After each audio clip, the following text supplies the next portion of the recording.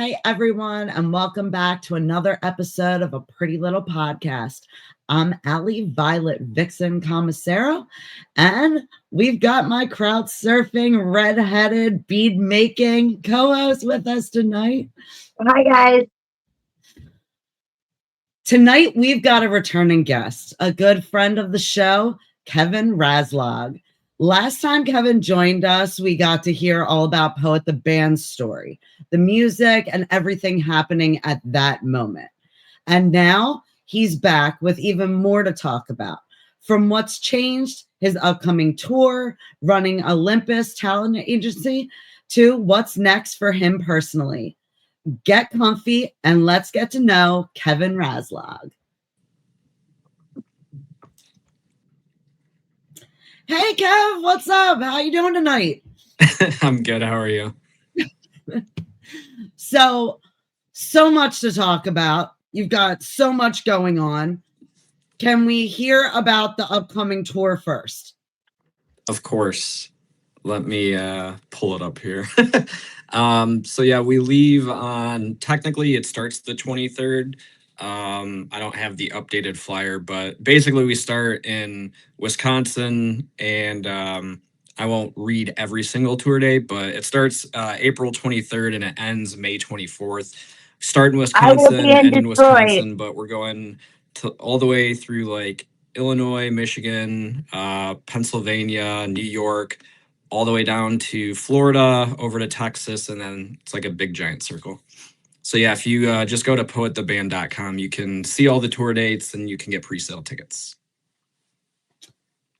I know Detroit is on April 26th. It's a Sunday. I will be there. Okay, good to go. Okay, yeah. Tell us all about this tour. Okay, so we start on the 23rd in Wisconsin. Basically, it goes around a large majority of the U.S. down through Illinois, Michigan, Pennsylvania, New York, down to Florida, over to Texas, and then all the way back around. It's like a giant circle. All of our tour dates are listed on our website, poettheband.com. You can get pre-sale tickets and all that shit there. If not, just go to any of our social media profiles and there will be a link there for the tickets and everything. I will be at the Detroit show it's at the Sanctuary, correct? Yes, that's correct. I believe it's the new Sanctuary because the Sanctuary is moving or has just moved. I can't remember which. Oh, I wasn't aware of that. Yes. They went from Hamtramck to Detroit. So I'm pretty sure it's the new venue, but I'm not 100%. So, I mean, it'll be on your website, which the right one is. When I send my advance, I'll know which one it's at. Yeah. Yes. Now you're playing for more than just Poet the Band for this tour, correct? Yes, that's correct. Tell us about that. Are you planning on managing that? So as some of you may be aware, some may not, I filled in on drums for the Almas last year. And they took really good care of me. It was a lot of fun. And they were like, hey, would you be interested in doing it again for this year? And at that point in time, I really wasn't sure what Poet was doing because we're working on new music and a whole ton of shit. So I was like, yeah, I'm down. And then I had already thrown out the idea of doing a tour where it was like 4 like really, really good bands being like a package for the entire tour. We've seen over the last couple of years just the locals aren't promoting, they're not drawing. It's hurting our show attendance, and to be completely honest, I'd rather just have another band that could throw $40-50 in ads at it than a band that says we pack rooms and they bring, their girlfriend, boyfriend, whatever. Keyword, if any band uses the terminology we pack rooms, they're typically full of shit. But yeah, so basically throughout the tour, so major moments on the first leg. The second leg, it's just us and the Almas. And then the third leg, we have Embers Rise on it. So basically how it's going to work out is wherever it's slotted in the night, it's either going to be Poet Almas headliner, band Almas Poet as a headliner, band Poet Almas flip-flop, whatever headliner. So I'm going to be playing back-to-back every night. Where that falls in the lineup is obviously subject to, if Major Moment sells a lot of tickets in one venue, you know, we're gonna have them headline kind of thing. So we're gonna rotate throughout the whole tour.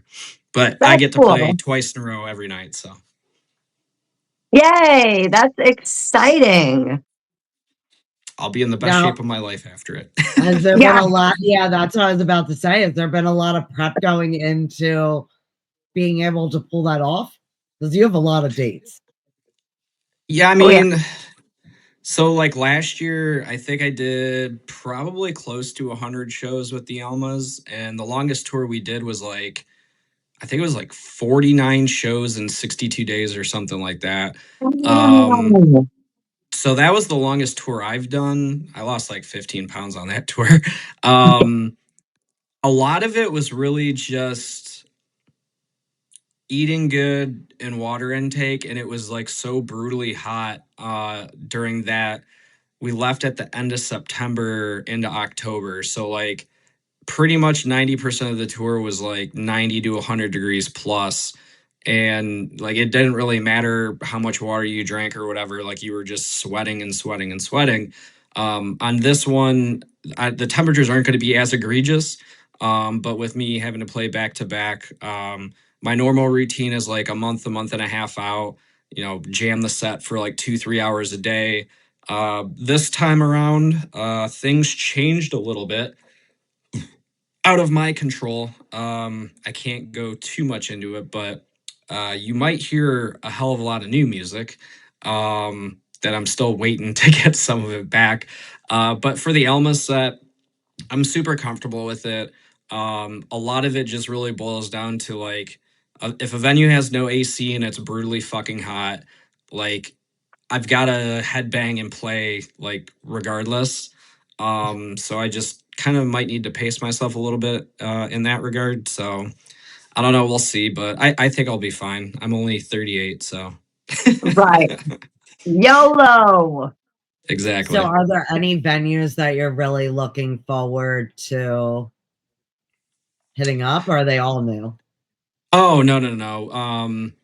There's a bunch that I have played with Poet. There's a bunch that I had already played with the Elmas. So since I'm the booking agent for both bands, it was kind of like I did so many shows with the Almas where I found like new spots that were like really, really good.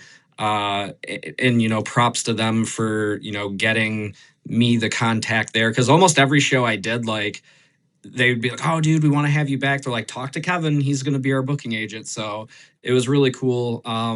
The Merry Widow in Mobile, Alabama was so freaking cool. They have like an Airbnb above it. It's like a full apartment with like a shower, 2 bedrooms. And they're like, "Oh, yeah, like you guys can stay here. You can cook, you can take naps, shower, you know, do all that stuff." The That's the kind of hospitality there green was great. room these venues need, right? Yeah, it was literally right above it. So like realistically, if it was a situation where we got there at like 3 for like load in and stuff, like we could sound check, and then if you wanted to go take a nap or whatever, you just walk right up the stairs and you're good to go. Our show at Pierre's, I'm really excited for because it's basically, if you know of Pierre's, it's like a complex where it's got, I think, like an 1800 cap room, a 500 cap room, and then like one or two smaller ones. And Poets played there twice. The last time we played there, Black Flag was actually playing the main room. So like above the whole like venue complex is a giant green room, and we got to hang out with those guys. It was just like totally random. I didn't even know there was a show going on there. And their drummer, Charlie, actually hit me up the other day and he's like, "Oh man," he's like, "I'm so stoked you're going out." He's like, "Can I send you a shirt of my band, my new project? And like, would you want to wear it on stage?" I'm like, "Dude, I got you."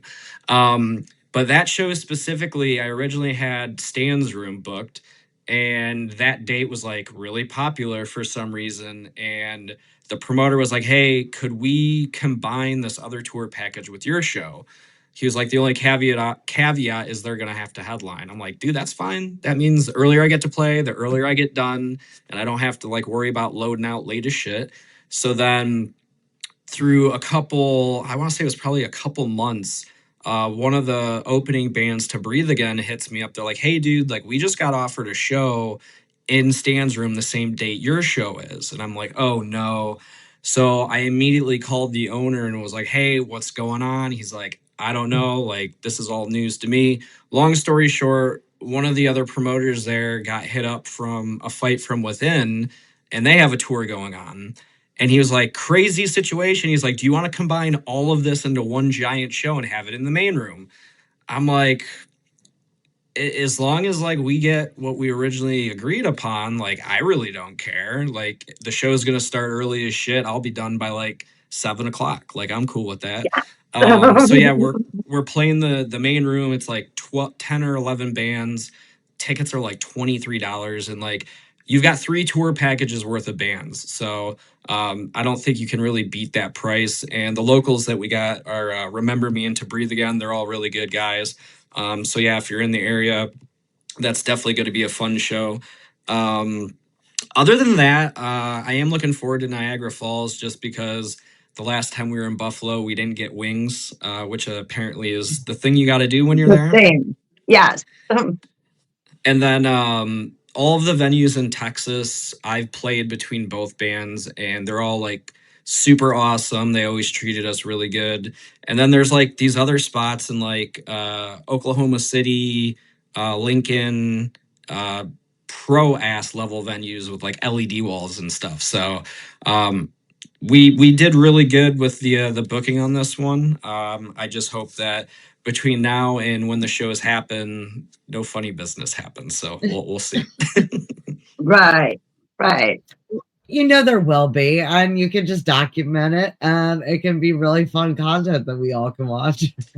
I mean, I'm more so referring to cancellations. I really hope we don't have to run into that. I've been following some other tours and just seeing how the landscape has been, and yeah, it's one of those things until you're packed up and left that show, you really don't know. Like we had a show, I won't name the production company, but they've been labeled as the best in Texas, and they canceled our show less than 24 hours before it. We were in where were we? We were in like Louisiana. Or no. We were in Biloxi, and we had a show in Houston the next day. I think it was only like a 4.5 hour drive or something like that. We're literally about to get on stage and play. So it's like 9:30, 10 o'clock. Person emails me and is like, hey, we're canceling the show tomorrow. And like in June, they were like, oh, you're at 18 pre-sale tickets for us. And in that email chain, they had all the other bands CC'd that were the locals. And I see this band sold 35, this band sold 45, and they were asking for more tickets. And in the email, it said there's been 0 tickets sold for this show, so we're canceling it. And I was just like, well, there's proof right here. They're like, well, our new system's showing 0. And I'm like, what the hell? Long story short, we were able to get in touch with the owner at the end in Houston at like 8 a.m. He's like, fuck it. He's like, we'll honor the tickets. Let's do it. And I think there was around 96, 97 people paid through the door. All the bands made money. It was a great time. But Right. that's the reality of shit that can happen. Like, even though their break even point, I think, was like 40 or 50 tickets. And obviously they have a bar and they sell booze and shit. So they're making hand over fist there. All the overhead would have been accounted for, but sometimes these are the things that happen when you're out on the road. So it's a tough game. Yep. And you're going to so many different spots. Yeah, I love it. One of them is the Racehorse Tavern, right? What's that? The one is the Racehorse Tavern. Oh yeah, that's in Thomasville. Yeah, I've never been there. I've heard good things. It's wild. We have 3 shows in PA because like my entire career, I could never get shows in Pennsylvania ever. And then I played with the Almost twice there, and then we did Rock on the Hill last year. And then all of a sudden, all these people in PA are like, "Oh, we played Scranton too. I forgot about that. That was a badass show." But it was just weird for years and years and years. I could never get us a show there. Don't know why. And then I'm like, well, now we got, 3 stops in Pennsylvania on this tour. So hopefully everyone shows up. Where else are you going in Pennsylvania? So we're in Pittsburgh on the 29th. And then we have Alternative Gallery in Allentown on the 2nd of May. And then Thomasville on the 3rd at Racehorse Tavern. So we're kind of like hitting PA, doing all the New York shit, routing back through PA, back down south. So it worked out logistically pretty well for us. Great. We love you, MPA. So I understand. I know They I might want to have get a missed out before, cheesesteak. but this time we got you 3 times. Yeah, I want to make a stop in Philly, get a cheesesteak, the usual.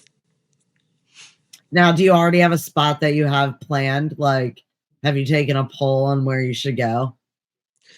No, I'm a little bit behind. I normally do that probably like a month and a half out.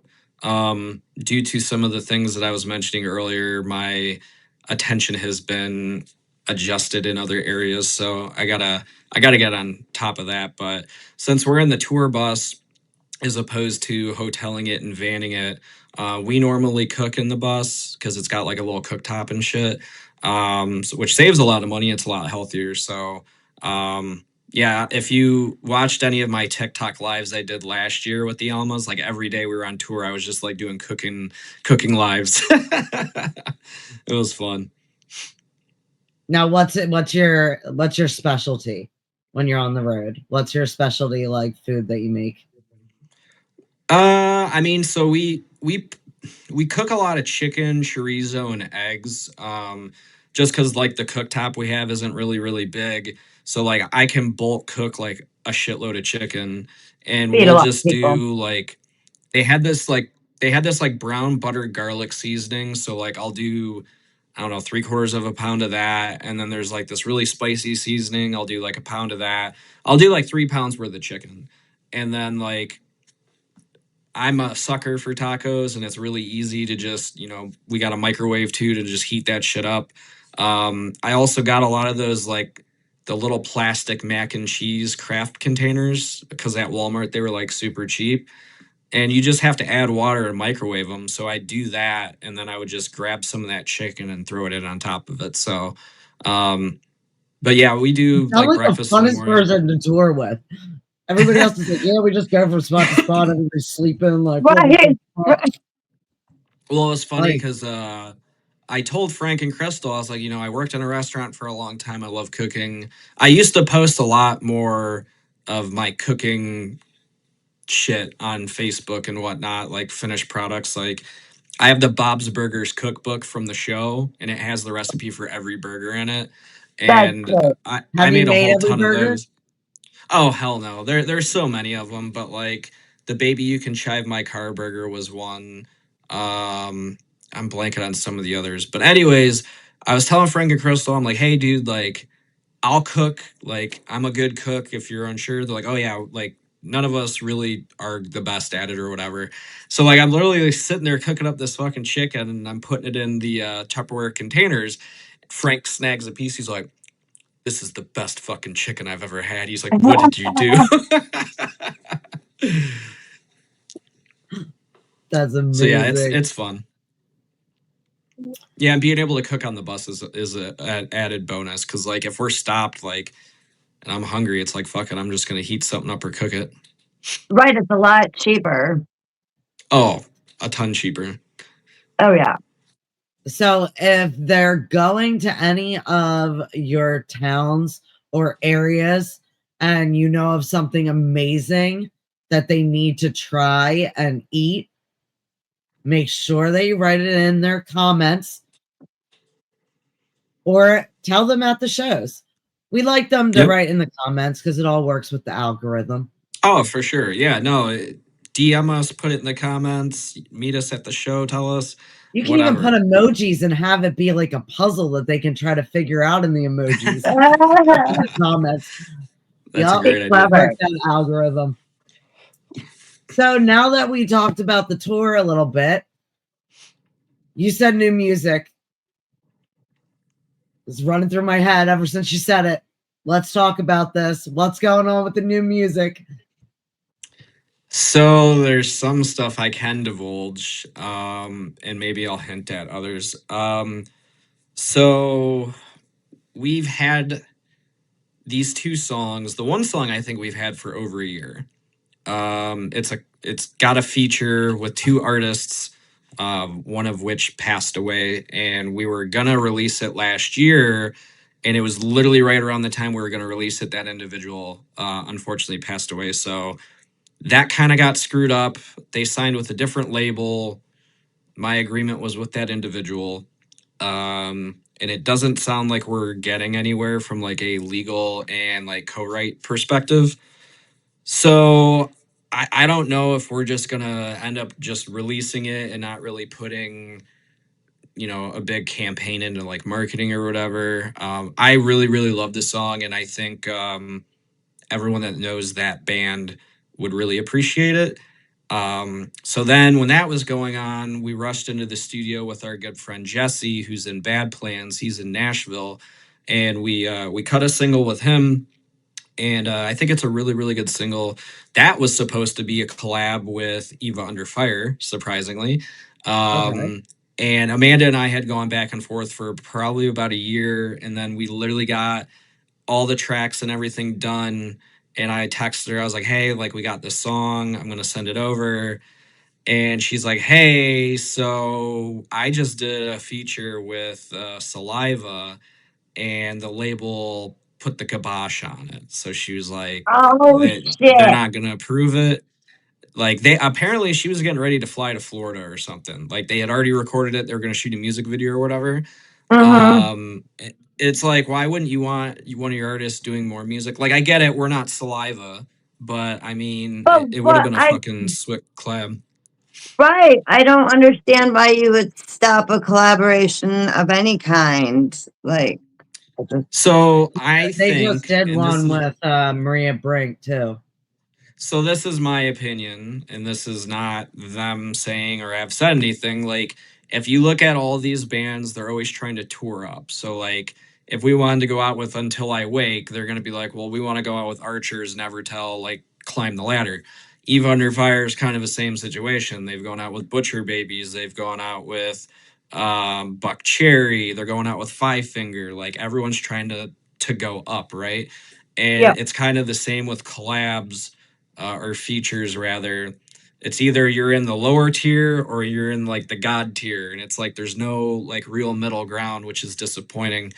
right. um but yeah, as far as the new music goes, if you come see us on tour, I think you'll be very happy. I will be there. Now, is it weird for you with the collaboration with the person passing? Has that been emotional for you? So that kind of goes down a rabbit hole. So I've known this individual and their band for quite some time, and I'll say it was like that genre was not generally something I've been into. Maybe back in like the mid 2000s, like that was like more my jam. And if I say the genre, it'll be a dead giveaway, so I'm not going to. And we had written this song, and our guitar player at the time was like, "I wrote this song for this band." And we approached said band, and I got in touch with the singer, and I was like, "Hey dude, like can we hop on a call, just want to discuss some stuff about a collab, whatever." He's like, "Yeah, yeah, yeah, sure." That phone call I think was like an hour and a half long, and the collab part of it I think was like 10 minutes, and then the rest of it was him telling me about, being in a signed band, record contract stuff, just like a lot of back end stuff that from somebody that's was in a higher position and ranking, I guess, it's really nice to be able to have someone be like really transparent and honest. Um, Absolutely.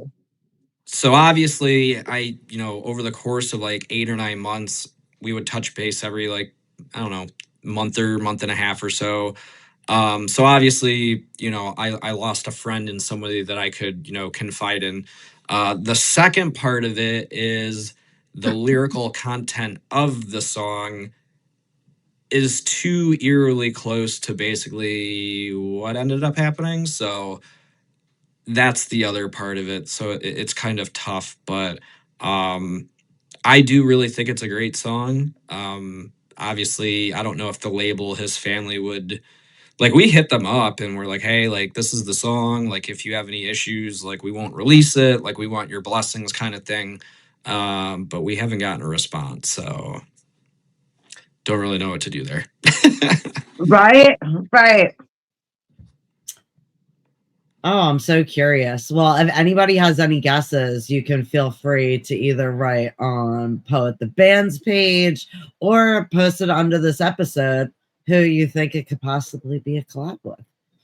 Yeah, it's crazy though, because I literally spent over a year, and my whole game plan was like, if we get these 2 collabs between both bands, that's like over a million monthly listeners between both bands. And I was like, theoretically speaking, when it's released, if those 2 bands are each tagged on those songs, like this is a very effective way to really get our band's name out to, like, let's even say half of them actually give a shit. That's 600,000. We have like 1,200 monthlies right now. So for me, I was like, okay, we get to work with 2 other really great artists, and at the same time, they have such a bigger reach than we do. It would be a very beneficial thing for us. And literally spending over a year trying to get that shit figured out. And then we're at the end of it, and I'm like, I've got nothing to show for it. It's kind of depressing, but I mean, it Yeah. is what it is. Well, hopefully when you do hear back and once things have settled a little bit, they'll be a little more open to A collaboration in the future. well, like hearing about like releasing it and everything. Like when things are fresh, I've learned in life, people handle loss in all different ways. So, Well, I mean, we've been trying to get a hold of him for over like 6 months. So at this point, like I want to say it was around March when he passed away last year, and we had everything done since. Like all the vocals, the mixing, the mastering, everything has been done since probably late July. So like yeah, since late July, like it's just been radio silence. We've made multiple attempts, and obviously we don't have any ill will or mad about it. It's just like I had an agreement with the dude. We're really stoked to do it.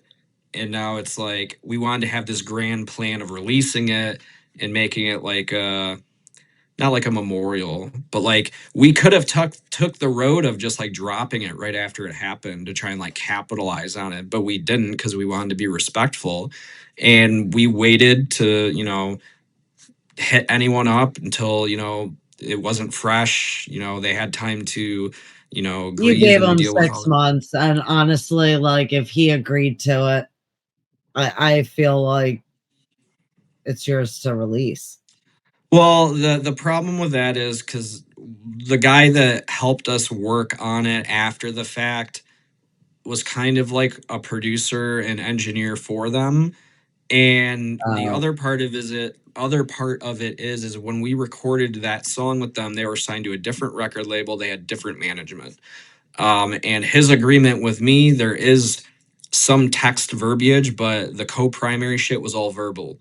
So when we're talking about dealing with a big ass record label, like they're not going to care about a verbal agreement. Like they're going to be like, is it in writing? You know what I mean? They literally hold all the power there. So we kind of are like looking at it as a losing battle, so to speak. And I mean, at the end of the day, we might just fucking throw it out there and just How does it is that what it work is. with how does that work with tours and everything? Like because a lot of these bands switch labels like on the regular. Like I'll talk to them one time. Like, how does I that mean, work as if far as they have a tour? Do they have to wait till the tour's done to switch labels?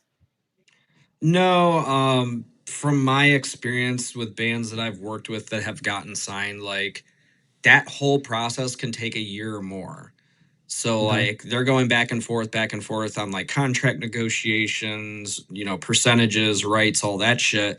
So I mean, realistically, it doesn't really have any bearing on the tour unless when you move to that label, they want you to work with a different booking agency. So like let's say the band was working with Dynamic Talent. Like that label might already have bands that are represented by them. So they might be like, hey, we're going to sign, or you're going to keep the same person. They're going to keep cooking and doing what they do. There is a band that I do know that the the booking agent that the label wanted kind of just like fucking dropped the ball. And part of it was because they fell so far down the totem pole. We're talking like they were booking like falling in reverse level bands, and it's Yeah. like you are not at that level. So they're like, why do I want a percentage of fucking $2,000 when I could get a percentage of 50 or 60 grand? So That makes um, sense. I don't think that really has much bearing on the touring unless like you go from, I don't want to say mom and pop size level, but like if you went from a low tier like label to fucking, the top, like yeah, obviously like it could be a situation where they're like, hey, like you're gonna be direct support for fucking Spirit Box instead of like Jim's band that plays at Joe's Crab Shack every Sunday kind of thing. Right, right. So yeah, I mean, overall, I don't think there's a huge impact, but I mean, there could be. It's hard to say. Now, when you're looking for talent for like Rock Lansing or even for Olympus, like what are some of the things that you look for in a band? Well, I mean, the music's got to be there. That's always the first thing. Like literally, I'll sit there and I'll listen to like 30, 40 seconds of as many songs as they have on Spotify, Apple Music, whatever. And then I'll go to YouTube and see if they have music videos or a music video. And then from there, I literally just go at every social media platform and I look at the comments to likes ratios and just their overall engagement. And I can tell you 90% of them engagement is ass. The other 8% just run hella ads.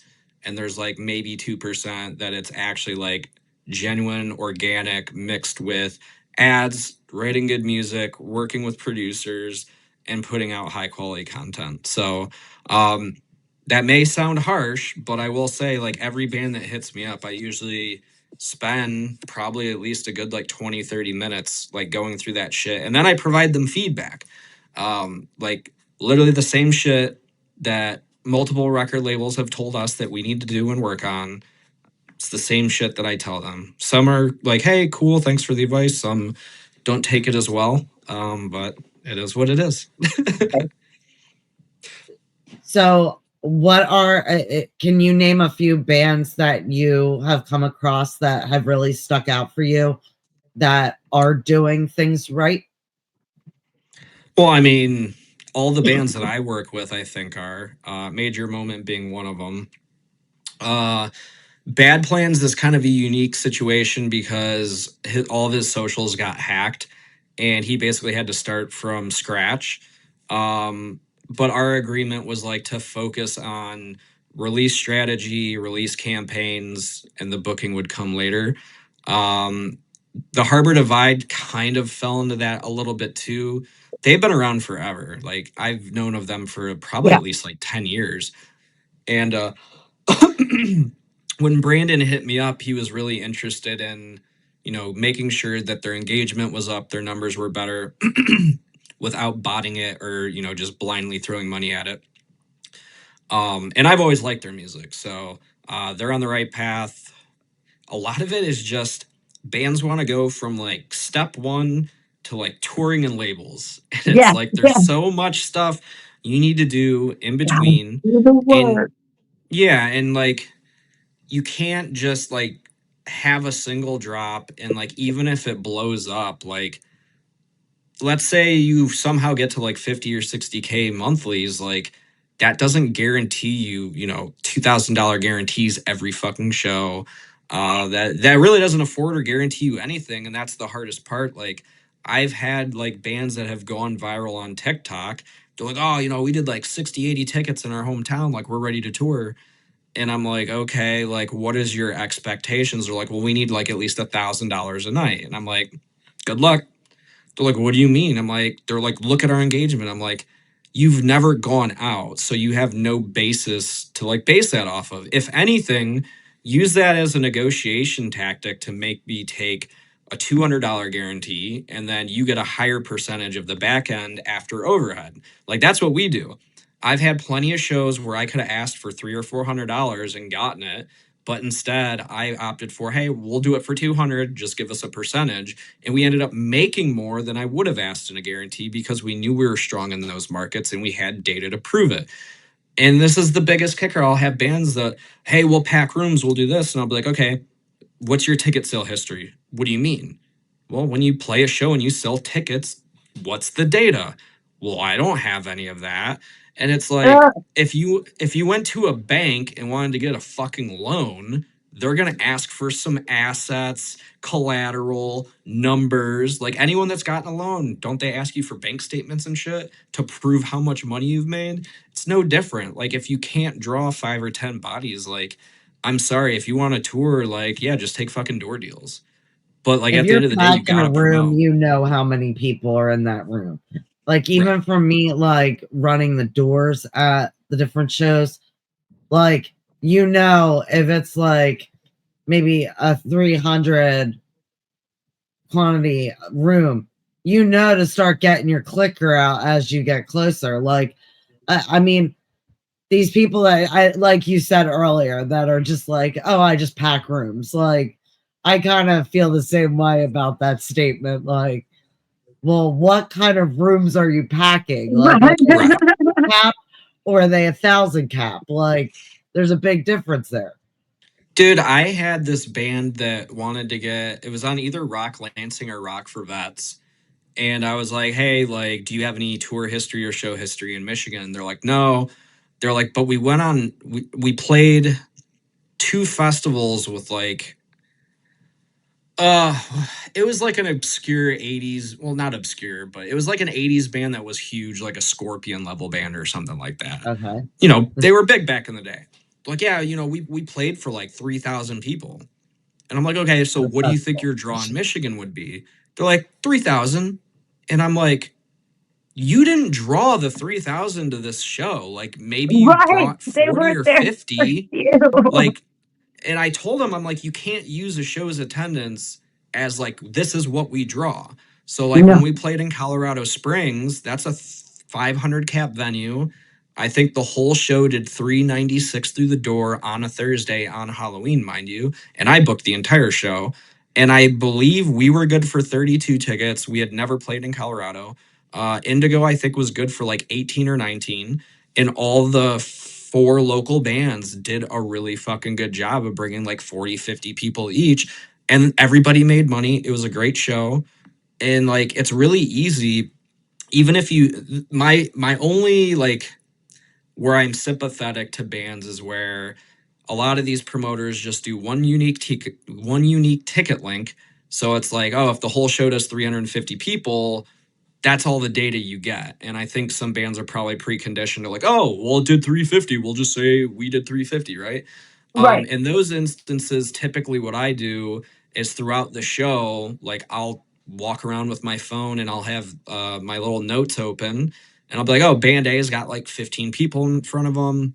They probably drew 15 people, whatever. And throughout the night, you can kind of gauge, like if they say, hey, we did 345 tickets throughout the show or for the show, you can Yeah, look at who's those chanting numbers. along with their lyrics? Who's chanting Yeah. along? Who's in that room chanting along? Right. Yeah. Well, and like I'm understanding because like in a lot of instances, like, yeah, sometimes the locals did outdraw us like 5 or 6 years ago. Um, and they should, get credit where credit's due. So like for me, it's no problem for me to be like, hey, it was a Tuesday, we drew 8 people, but it was our first time ever playing there, and it was a Tuesday. So context matters, and like I have a spreadsheet of every show we've ever played, total attendance, my rough idea of what we drew. And like if any record label, booking agent, whatever, I at least have some tangible data to give them. Like I don't have printouts for every show from the venue because venues sometimes, slack on that. Or they say, hey, we'll email it to you and they forget. But having some sort of number, any realistic number, not we pack rooms, we'll fill the joint, whatever. Having some sort of data is better than none.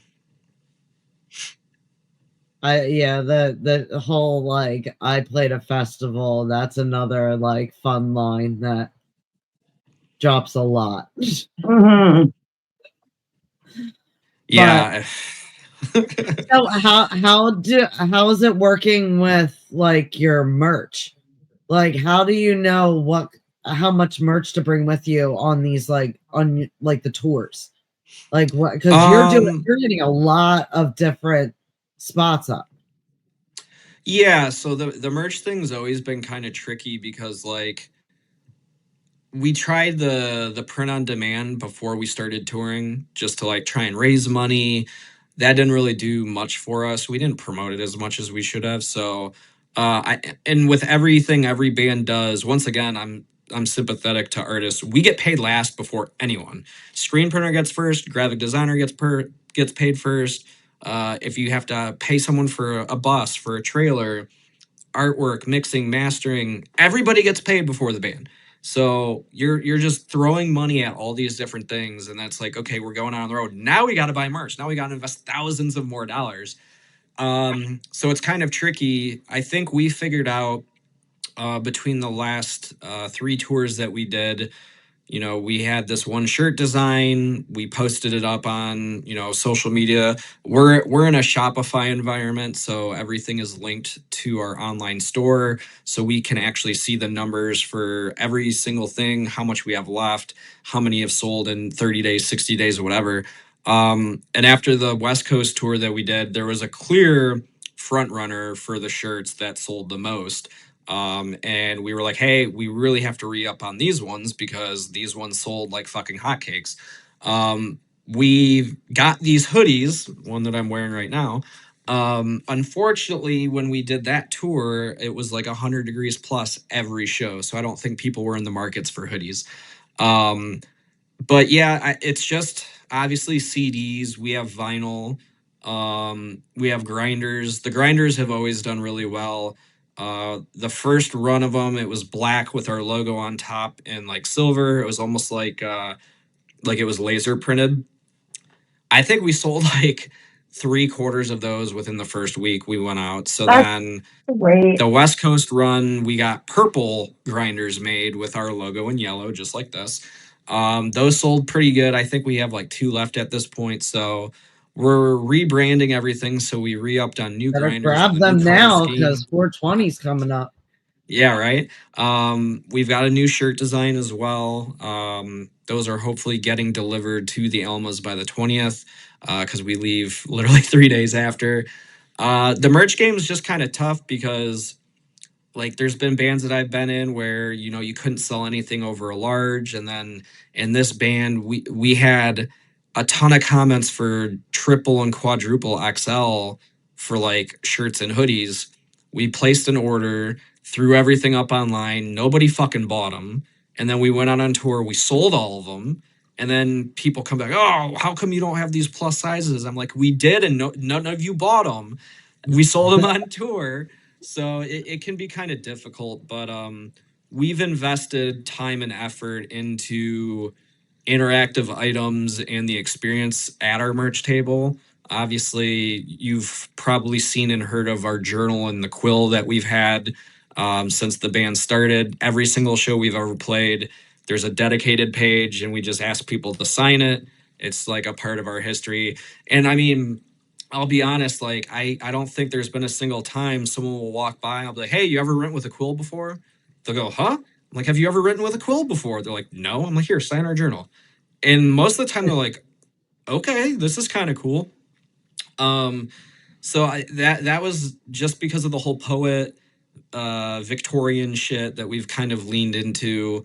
It was like super fitting in my opinion. So that's been a really big hit. And then with the direction that the band is going, this might be some foreshadowing, but I don't know if you saw the reel I made the other day, but I got an antique looking typewriter and it connects to an iPad, and I made like a save screen from like Resident Evil, and you literally type your name, email, and phone number, and that links to our email list. So instead of having a piece of paper with a clipboard and say, hey, sign up for a mailing list, they get to type it, they get to have the experience, it looks cool. I spent way too much fucking time on it, so I hope people appreciate it. So yeah, just little things like that. It's not all about money. Like if you have no money, just come to our fucking merch table and hang out, sign up for the mail list, sign our journal. you know, and if you don't want anything, cool. Like, we're not going to be pissed about it. If you want to buy something, even better. That's awesome. So is there anything else that you feel fans need to know or can anticipate that with any of the bands? Because you know all the deets. You know what's in store. In regards to us, you might not know very many of the songs that we're going to play. The Alma set is really, really good. They haven't even fully released that EP either, I don't think, at this point. They sold it, but they haven't actually like threw all the songs out on social media. And there's a couple, I mean, all their songs are good, but there's a couple on there that I truly think are like octane worthy level songs. Trace. Major Love to hear Moment, it. I mean, I don't Oh, even good. need to Oh, good. sell them. I mean, if you've checked out their latest single, Promises, that Oh went my God, that pretty song fucking huge. lingers in my head. Like Yeah, I I mean, catch myself Love that singing it all song. the time. well, that's a sign of a good song. And I remember when Andrea and Sasha sent it to me, I was literally humming that fucking song for like 2 or 3 days. I was like, yeah, dude, this is it. This is what you pay a fucking producer and a songwriter to help you put out. Like, that's how Yep. good of a song it is. Yep. And obviously Burn Absolute dropped off the tour, so I'm really bummed they're not on it. What is going on with Burn Absolute? Because they were supposed to come on the show too. Didn't make it. What's happening? Are they still together? Like, what's going on? So I don't want to air dirty laundry that's not mine. Just interpersonal conflict with members. At one point, Rob, you said, "This is the last tour I'm doing. I'm just going to focus on TMing, booking, management." We'll see. I mean, he even tried to him, Tanis from Lives Lost, and myself. We're gonna start a side project, and that kind of never really took off either. So, we'll see. And I you know, love their sometimes shit. song Noise. Like, I really like. I wanted to talk to them. Like, Rob, if you want to come on, hit me up. Yeah, he's also had some like other personal stuff going on too, and like, dude, I get it, man. We wear so many hats, and we're all trying to do a million things. Like, I've been unemployed for almost a fucking year. Like, I've been every day. Like, my goal is like find a way to make $200. You know what I mean? So sometimes that means I can't get posts up as quick. I can't respond to comments as quick. When I had a good paying job, like, it was a no-brainer, and that's why our engagement was significantly better. I haven't had the time Yeah. to dedicate to it, but it is what it is. You know what? You post a lot. Like, you have to have you got to get some props because you really do, and it's not just like crap content. Like, you can tell that you put time into your content. It's always something visually like nice. Like, I give yourself credit. You post a lot of No, I content. do. I mean, all the bands that I've done content and release strategies for, they've all gone great. Harbor Divide, I did all their shit. Noise for Burn, I did all their shit. And like every single one of them comes back, man, this is the best numbers wise and metrics wise out of anything we've ever done. And I'm like, you're welcome. I mean, I'm working with Envision too a little bit. The problem is what I should be charging for the time, no band wants to pay. And it's kind of gotten to a point where I'm just like, hey, like, I'll give you a sweetheart fucking deal, but like, it's not me full time. Like, I'll post, I'll respond to some comments, but I can't dedicate every waking moment to responding. Like, if you're paying me, you know, $900,000 a month, like, yeah, I'd be fucking glued to my phone. Every time that notification goes off, I'd be on it. People, Bands. Bye. I've heard a couple of the amounts of what some of the people that I know that have gotten influencers or gotten people to push their social media. Wow. I mean, Like, I know bands that pay other agencies, like entertainment agencies, not like a booking agency. I do a little bit of everything. I know some that charge $1,800 to $3,000 a month, and they get it all day.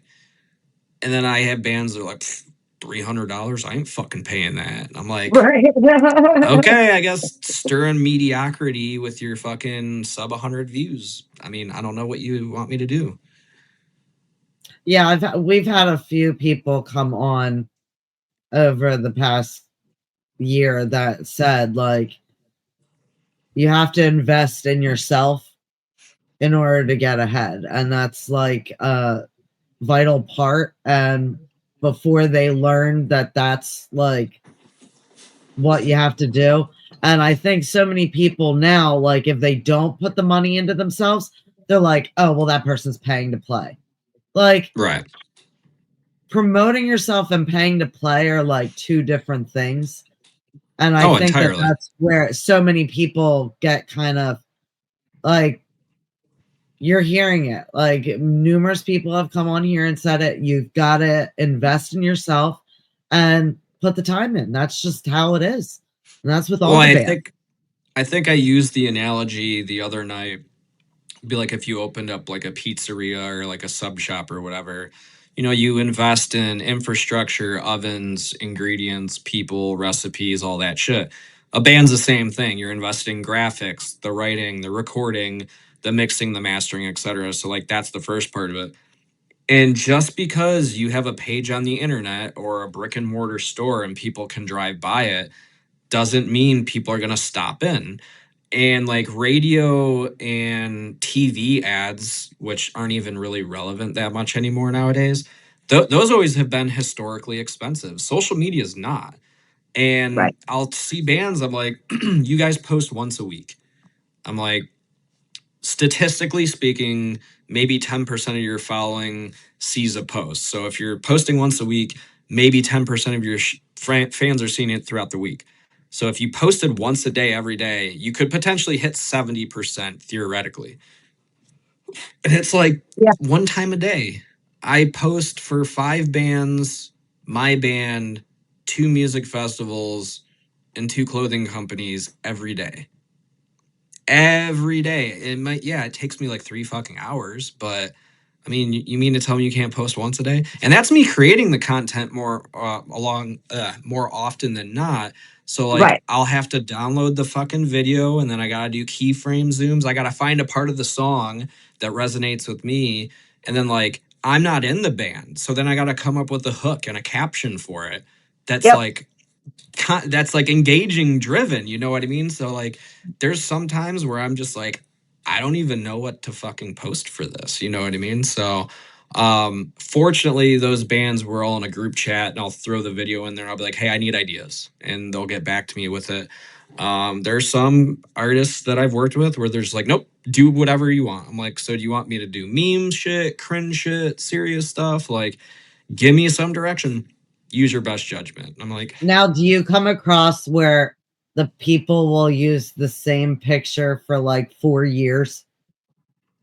And you've got to kind of say, like, well, yeah, you need to like update the picture a little bit. yeah, I mean, I've had a couple bands like even before I start working with them, I'm like, these things have to be done first. Cause I've had bands of, oh, dude, as soon as we sign with you, like we're gonna be on it. And then for 6 months, I'm like, dog, No like you haven't even done a logo, photo no shoot with like, your updated members. Like, what do you want me to do here? So like while I am picky in particular about the artists I work with, like I said, I give those bands feedback and I'm like, hey, dude, if you can get this done 3 months, 6 months, a year, whatever, just like get back to me when you do. um and more often than not, it's like they're not missing one thing, they're missing like 2 or 3. Like they'll go work with the best producer and put out the best fucking song, but then they don't plan a release strategy, they don't put any money into ads. And like I'm not expecting a band to just throw like hundreds to thousands of dollars down in ads. It's like, dude, throw $50 on a fucking campaign for a week. Like any Right. little bit is going to be better than just like doing nothing. And then you have the other ones. They're like, well, we spent $1,000 on ads and it didn't do anything. And I'm like, show me how you set up the ads. And they're like, oh, we just did the like Facebook best algorithm shit. And I'm just like, oh my God, dude. Like you literally just took all that money and lit it on fire in front of your face, more or less. Like you've got to be strategic. Like start out smaller, run a couple different ads on the same thing. Like you got to figure out where your niche is, what people are connecting to it. Jamie It's not. figured it out. Jamie figured it out with her like boob signing. Oh yeah, I was getting my boobs signed. That really peaked in the algorithm there. Did you get really and weird it's messages after that? What? Did you get any really weird messages after that? No, not after that. Lots of weird ones before that, but not after that.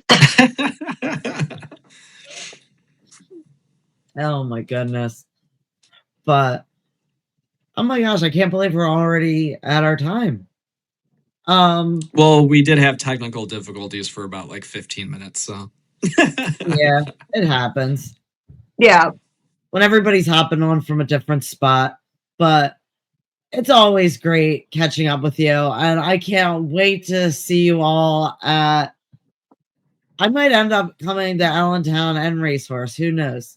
But I I'll see you expect in you to do at Detroit. least one. oh, I've had now. Burn Absolute was the only one that I didn't have on the show. I think. Yeah, I think so.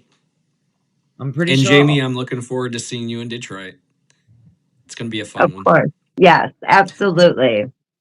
I am super bummed though because what was that taco place called in Hamtramck? It was like a block away from the sanctuary. And we're not even at the same sanctuary, I don't think. So No, I know, but they literally announced that they shut down like I permanently. saw that. Yes. I was I so can't bummed. remember Those what the tacos were place's name fire. is, but yes, I saw that. Yeah, Is Michigan super really sad. known for tacos? So there is a large Spanish and Mexican population. Like in Detroit, you have Polish town, you've got like a Mexican town, like We've there's got like Greek Town. there's all these subsects. Like if you go to Dearborn Heights, like there's a ton of like Arabic people, Dearborn, Sterling Heights, like there's all these collective circles where it's just like you go here, it's like all Asian food. You go here, it's like all Mexican food. Yep. And like, yeah, some of it is really, really fire. Some of it not so much. I attribute that to a lot of where they're getting their food product from because I lived in Michigan my whole life. I moved down to Tennessee. Like, there's butchers everywhere. The quality of the meat and food is like 1,000 times better, and it's cheaper. So, Yeah. their tacos were more like a California, like Southern California border style, as opposed to like what you might typically see in Michigan. So, but yeah, I mean, it was good stuff. Yeah. Yeah. I got a Blackstone, and like I'm telling you, like I cook everything on that Blackstone. They are wonderful, wonderful. Everything just comes out perfect. It doesn't matter like what you're making. Perfection.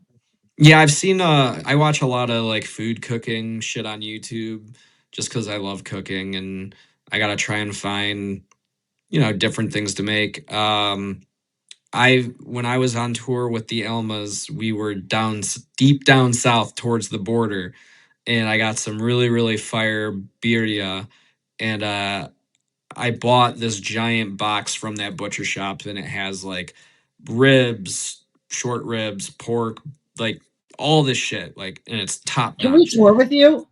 And Right. I told my wife, I was like, yeah, we got to make birria, like really, really bad. And we went to a local spot here that is now shut down, and their queso birria chicken tacos were absolutely to die for. And she made it, I think she's made it twice at this point.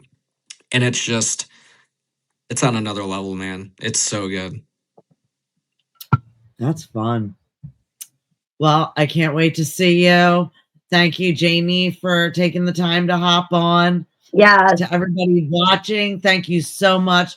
Make sure you go on, follow Poet the Band. Make sure that you find out if they're playing in your town or in your area. Get out to And those go. shows. Everyone on the bill is amazing because they've all been on Pretty Little Podcast. Make sure you go on and subscribe. Till next week, everybody. Bye. Thanks for having me, guys. We'll see you soon. Bye. Bye.